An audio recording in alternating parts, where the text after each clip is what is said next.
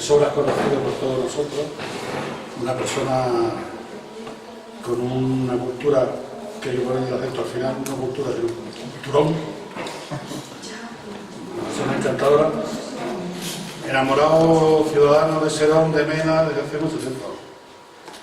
Y nada más que decir, solo disfrutar de lo que va a venir ahora. Como complemento lo que hemos escuchado, que ha sido variado, tremendo, interesantísimo, y en tus manos queda cerrar la jornada. Estupendo. Muchas gracias, José Carlos. Tengo sentimientos encontrados. Por una parte, compartir programa con Juan y con Andrés es un motivo de alegría siempre, dos estupendos amigos, admirados amigos además. Pero por otra parte, soy consciente del compromiso que supone dar una ponencia en ese contexto, ¿no? En ese nivel que se da. Esa era mi reflexión inicial, que luego con el poco rato que podía estar en la sesión de mañana, ya muy al final, se me ha complicado más todavía al ver el nivel del público. Pero, cuidado, aquí, esto no es de final aquí, no, aquí hay que entrar fuerte. Bueno, yo no sabía cómo anunciar lo que voy a contaros. Sí puedo adelantaros mis propósitos, luego ya vosotros juzgaréis si se han cumplido o si he hecho aportaciones suficientes para los propósitos que me planteo. Conozco suficientemente bien a Juan y a Andrés y su producción y sus extraordinarias contribuciones al conocimiento de nuestra tierra, y en consecuencia, aunque no haya estado, comprendo un poco cuál ha sido la aproximación a los temas estos que tenemos aquí. Yo voy a ser muy poco complaciente con mi disciplina, que es la geografía. La geografía yo supondría un cierto cambio de mirada sobre estos procesos, pero la mía va a ser el cambio va a ser muy pronunciado, porque intento dedicarme sistemáticamente a proponer que la mirada es el elemento que puede hacernos entender las connotaciones de esta peripecia minero-industrial y urbano-minera, y al mismo tiempo también es la mirada lo que tenemos que cultivar y que construir para aprovechar las oportunidades de ese legado y orientarnos hacia una estrategia cierta, que no son ciertas estrategias, es decir, una estrategia cuyo grado de certeza no vendrá solo de la lucidez de los que los propongan o de la intuición de quien los impulse, vendrán, sí o sí, de la complicidad social, lo que requiere un ejercicio de pedagogía, de didáctica y de cualificación de esa población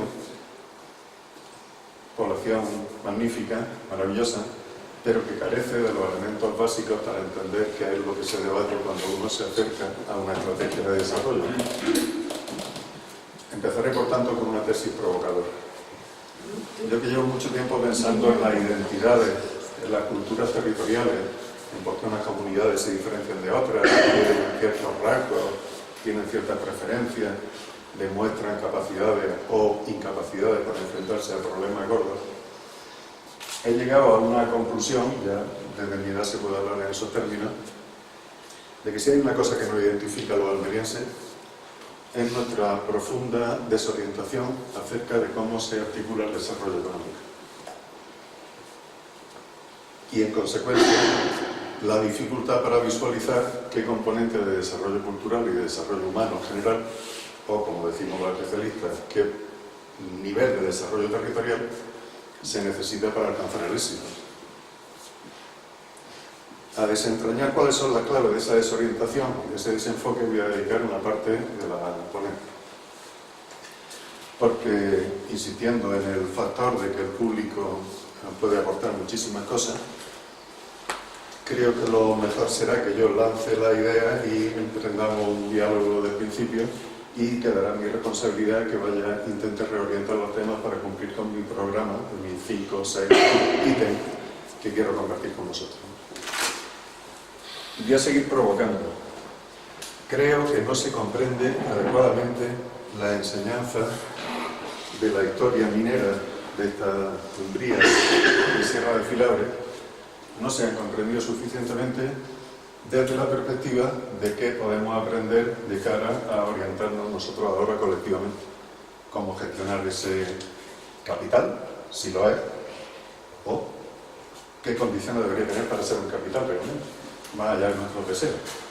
Es evidente que aquí todos deseamos que eso fructifique y nos ofrezca su mejor cara y nos ayude a solucionar problemas. Propondré en consecuencia una serie de elementos que creo que son fundamentales para apreciar ese aspecto y que marcarían un escenario de rigor a la hora de pedirle a estas cosas que nos den lo que deberían darnos. Me da la sensación, no es que le pidamos demasiado, le pedimos cosas muy raras, como de no entender qué es lo que son, ¿no? Voy a insistir un poco en esa idea.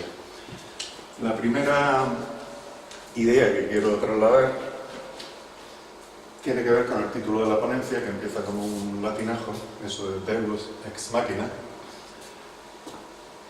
No sé si os resulta familiar la expresión. En el mundo literario es bastante común. Normalmente se llama un Deus ex machina cuando un narrador se encuentra con un obstáculo insalvable para acabar su trama y se inventa una cosa absolutamente incomprensible de origen mágico que le resuelve todas las cosas, ¿no? Y que hace encajar toda la narrativa. Eso es un Deus ex machina desde el punto de vista de la crítica literaria. La expresión viene, no obstante, de esto, y es que en las tragedias griega y romana con frecuencia se atrancaba la trama también y de pronto tenía que resolverse con una aparición de la divinidad, que evidentemente lo resolvía todo, porque para eso era divinidad, y esa aparición teatral de la divinidad era un personaje colgando de una grúa. La grúa era la máquina. Entonces, Deus ex machina se refiere en su origen a esa presencia de un actor inesperado en una representación teatral griega y romana, ¿no? Bueno, pues rizando un poco el rizo de la expresión, creo que debemos considerar que la percepción, sobre todo de la población local, ante el despliegue minero que se produjo en gran parte de la provincia de Almería y del sureste, pero hablando en concreto de Serón, era una aparición que tenía mucho de Deus ex machina. Es decir, aquí de pronto apareció una cosa que te hacía tener que comprender el mundo de una manera completamente distinta y venía con máquinas. Entonces vamos a hablar de eso, de cómo de divina era esa aparición, cuáles eran los símbolos mecánicos que acompañaban a estas cosas, y reflexionaremos en torno a eso acerca de la idea de la modernidad. Evidente, yo creo que todos estaremos de acuerdo en que esa época minera fue una ventana de modernidad, al menos de contemporaneidad, con respecto al mundo más desarrollado de Centro Europa, del Norte de Europa, en un enclave y en un tiempo acotado. O sea, que fue como un fogonazo, ¿no? Tendría el mismo nivel de impacto cultural que, no sé, la llegada de los bajeles, de los castellanos a América o cualquier otro choque de civilizaciones, incluso si fabulamos, tendría algo que ver con esa tensión que acompaña siempre la posibilidad de un avistamiento extraterrestre o algo así, ¿no? Que hasta tal punto provocó un cambio cultural y un choque cultural, pasar de una sociedad serrana, campesina, mediterránea, a vivir en un mundo de empresas, de mecanización, de salario, de redefinición de todas las relaciones sociales y de acceso a algunos de los bienes de la modernidad, la educación, el equipamiento, que te hacía no solo vivir una experiencia propia e insólita, sino te hacía sentirte diferente. De hecho, esa diferencia para mejor acompaña siempre al orgullo de las localidades que han tenido esos acercamientos a la modernidad, sea de la mano de la minería, de la industria, de la política hidrológica, de lo que sea. Es una cosa que se percibe mucho porque es como si fuera una transmisión generacional de esa experiencia, ¿no? En el relato familiar se cuenta, ¿no? Aquí se vivía de tal manera y no como en otros sitios y demás. Bueno, ¿qué es lo que hace tan insólito el caso de la Almena o por qué la Almena es especial? La Almena es especial porque es una minería de enclave. Es decir, una minería que se desarrolla junto a infraestructura de transporte preexistente o junto cerca de un sistema urbano más o menos bien asentado no tiene la necesidad de reproducir todas las funciones urbanas en un sitio aislado, como en el caso de las menas. En sentido contrario, si haces una explotación en las menas, como tienes tan pocas aportaciones del entorno, tienes que resolver todos los problemas. Y de hecho, tú eres el que empieza a generar mecanismos de suministro y de atención a esas necesidades. Esa cuestión como minería de enclave es absolutamente fundamental y diferencia absolutamente el cotominero y toda su evolución histórica de otros muchos, de estas latitudes, de la misma época, de la misma orientación productiva. Es además un enclave serrano.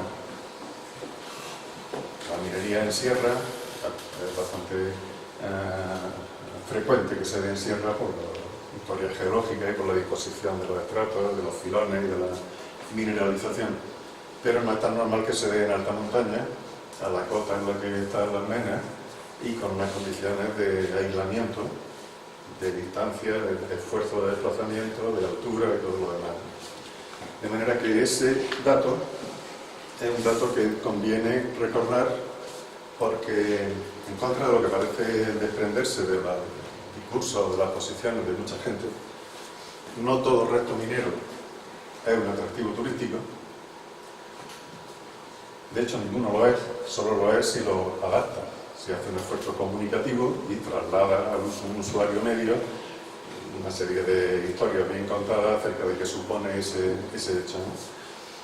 Pero especialmente en situaciones así de extrema dificultad como este, resulta que su atractivo, por enorme que sea y por apreciado que sea por los que participan de la memoria de la tribu, o los que por su especialidad tienen una sensibilidad especial para apreciarlo, los filones metálicos no están siempre en los mejores sitios para la afluencia turística. De hecho, este es un caso claro de que están en un sitio muy malo. Es decir, si empieza a analizar cómo es la densidad de población en los distintos ámbitos de demanda o umbrales de servicio, o socorrones de tiempo de desplazamiento, pues llega a la conclusión de que necesita que haya un periodo vacacional mínimamente prolongado para que haya una afluencia significativa, porque las isócronas cercanas se caracterizan por su bajísima densidad. Y para ser una dotación local tiene un problema, coste de explotación, tamaño, de cualquier establecimiento que ponga aquí, que lo hace muy complicado para la gestión cotidiana. Entonces, tenemos que entender que para que sea competitivo turísticamente, al menos para que sea atractivo, para que se desplace gente a verlo y en consecuencia desencadene mecanismos virtuosos de la economía local, deberíamos tratar ese capital potencial, ese factor, con un mimo especial para atesorarlo y enriquecerlo de manera que salvara esas dificultades que el mapa le impone.